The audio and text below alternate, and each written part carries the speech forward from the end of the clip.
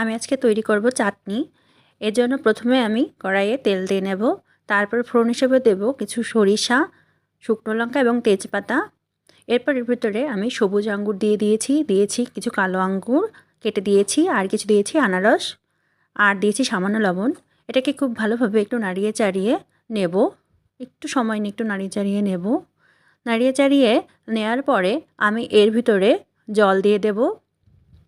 যতটুকু আমি গ্রেভির মতো রাখতে চাই ঠিক ততটুকু পরিমাণ জল দেব। তারপরে দেব সামান্য হলুদ গুঁড়ো এবং একটু লঙ্কা গুঁড়ো দিয়ে আবার এটাকে ভালো করে মিক্স করে নেব। সামান্য জাল করা নেওয়ার পরে আমি এর ভিতরে তেঁতুলের কাঠ দিয়ে দেবো, মানে তেঁতুলটা গুলে রেখেছিলাম সেই কাঠটা দিয়ে দেবো।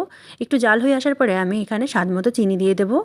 দেওয়ার পরে বেশ ভালোভাবে নাড়িয়ে চাড়িয়ে নেব এবং একটু ফুটতে হতে দেব। এরকমভাবে ফুটে গেলে পরে গ্রেভিটা আমি এরকমই রাখবো। ব্যাস তৈরি হয়ে গেল আমার চাটনি। আপনারাও এভাবে ফল দিয়ে চাটনি